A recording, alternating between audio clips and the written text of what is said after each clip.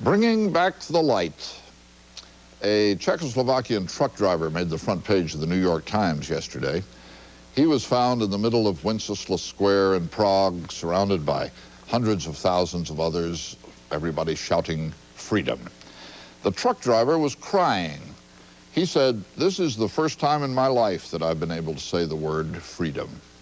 For 40 years, he said, I've lived under the communist dictatorship. We could not talk freely. We could not think freely. But we became fed up, all of us here, and now we will never stop saying this word, freedom." That man, of course, is not yet free, but he thinks he's going to be. From Prague, Richard Threlkeld reports our Sunday morning cover story.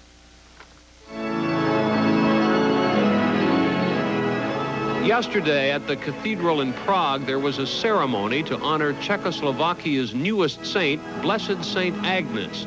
But it turned into a mass of thanksgiving. The cardinal offered thanks to God, and it may be God had a lot to do with the remarkable things that have happened here from last weekend to this. But people, Czech people, had a lot to do with it too.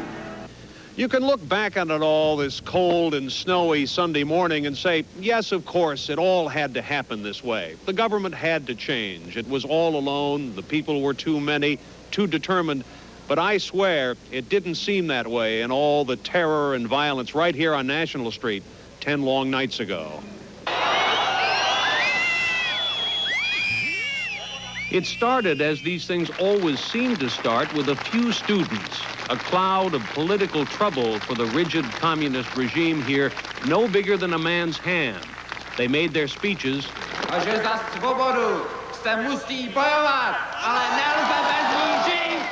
For freedom, you must fight, he says, and shouted, "Svobodu, freedom, freedom." Then they marched to the city center, and as is customary here, whenever there's been protest, the riot police ruthlessly put it down. Scores of students were clubbed to the streets, hundreds arrested, police terror. For 4 decades, it had kept the Czech people cowed. Not this time. The next night, there were tens of thousands of young people at St. Wenceslas Square, the city's center, shouting the same forbidden things. Svobodu, freedom. Down with the government, free elections. And for the first time, some of the lonely Czech dissidents began to suspect that maybe the government was more afraid than the people. It is isolated and it is almost bankrupt. By last Sunday, street corner shrines had sprung up all over Prague, people lighting candles for liberty. The students had grown bolder. Fellow citizens, he says, don't let your children live in a country of violence and blood. And the crowds in the square were even bigger. Now they dwarfed the riot police who'd been sent to contain them. Now the government knew it could only stop this with the army. And who could tell if the army would obey orders? By Monday, the students were on strike all over the country. We decided, after all the manifestations which will happen, how they were repressed, we decided to put on strike. Actors weren't putting on plays anymore. They were having dialogues with the audience about freedom. Now the demonstrators numbered in the hundreds of thousands, and the protest, peaceful, persistent protest, was spreading to other cities. And what could the government do? It couldn't arrest the leaders because there were no leaders. The protest was spontaneous. It couldn't blame the students because now the crowds included the young and the old, workers, everybody. By midweek, as the crowds grew ever larger, a kind of opposition had organized, dissidents mostly, and there were signs the hard-pressed communist leaders were looking for a way out. From the highest ranks of the regime, various feelers are being sent in the direction of the opposition. And the leadership itself was beginning to fracture. One of the leaders dares to tell us there is not enough change, not enough perestroika in our Communist Party. By last Friday, the communist leadership knew the game was up. The Central Committee of the party was called into session, and Friday night was the night of the long knives. Miloš Jakeš, the party boss and the most hated man in the country, lost his job, as did most of the hardliners. To save itself, the party picked from obscurity a replacement, one Karol Urbanek, a party bureaucrat who promptly went on TV to announce that he's going to press for immediate reform. Not a minute to spare, he said. What was it like when the news hit the streets? You had to be there.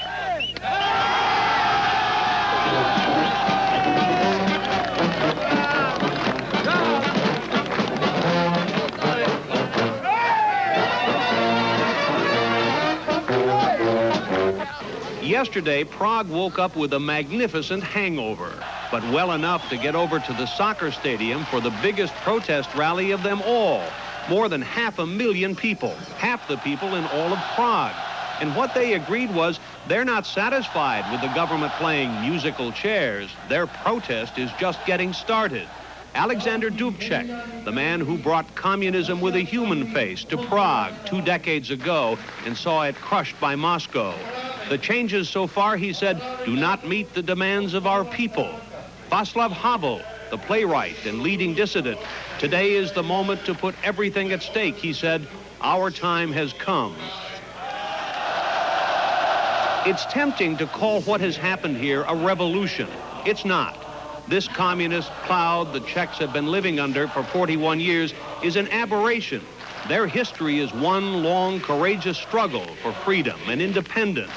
This struggle isn't over by any means, but the sights and sounds on the streets of Prague you've been witnessing are the people of Czechoslovakia finally deciding to be themselves.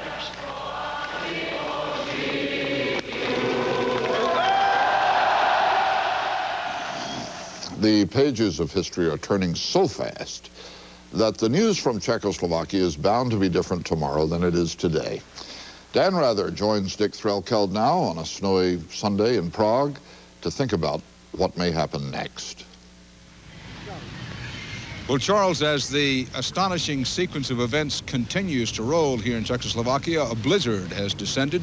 It's well below freezing. As you can see, the snow is beginning to blow horizontally. The wind is so strong.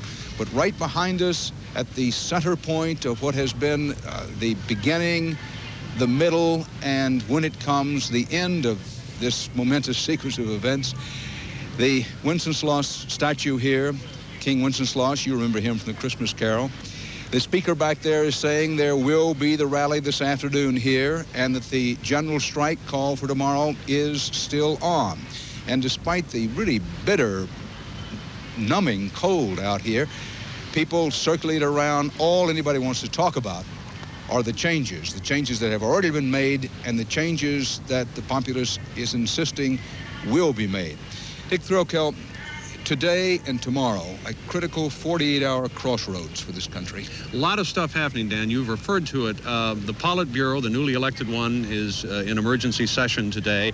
Remarkable thing happening. Václav Havel, who has been for the last 10 years, the sort of Czechoslovakian unperson, the leading dissident, the playwright, is meeting today with the Prime Minister, Adamec, in a session to try to hammer out some sort of link between the opposition, the new opposition, and these new men in the Politburo. And tomorrow, of course, a general strike. So it's important, I think, to remember that this isn't over, and not for these people. They're not content with the shuffling new faces into the leadership. They want to continue their protest. They want free elections, and they want svobodu. They want freedom. They'll keep the pressure on. So far, the sense is that cosmetic changes have been made, but not the core changes that people really want. So this could be a very short time for the current government to last. I think the East German comparison is fairly apt here. What you may have, as you have with Egon Krensch in East Germany, is a kind of transitional government. There's a sense around here from people wiser than I am and closer to it that this new man, the new party boss, Karol Urbanek, may be a very short-lived party boss. He may be gone in a week or in a matter of months. And eventually you'll get a transitional government that will include perhaps the Socialist Party, which has been the strongest party allied with the communists, and perhaps, if we're lucky, maybe within a year, free elections.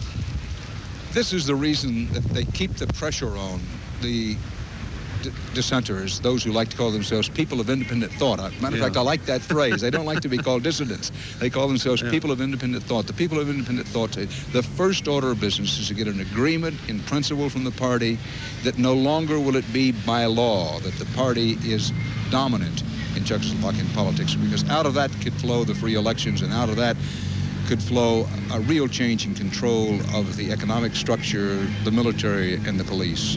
Yeah, and the economic structure especially, I think it's important to remember that even though comparatively these Czechoslovakian people are better off than many of their East European neighbors, they're not nearly as well off as across the border in Austria or elsewhere. They want the things in the West. They want economic reform. They're a very ambitious, hard-working people, and as you know, for many years before 1948, they were one of the strongest economies in Europe, and they think that with political liberalization comes economic liberalization. They can get back to where they were. Well, when someone says, what's wrong with the economy? Why can't this country produce the toilet paper and the napkins it needs? They're very short of both of those just now. The base reason is that what's been called a kind of irrational disincentive system, that a doctor at a hospital has to take bribes to make ends meet, and the night physician at a hospital may make less than the janitor at that hospital. The same kind of rigid communist bureaucracy that has made the Soviet economy such a mess, that has made the East German economy such a mess. And it's remarkable, but I think necessary, that with economic freedom, you've got to have political freedom, and the two of them work together. And Charles, if you think this cold and wind-driven snow will keep the crowd size down this afternoon, think again, because people are already beginning to assemble for this afternoon's scheduled protest, the one that says, all right, to the party, you've made cosmetic changes, but they're not enough, not nearly enough.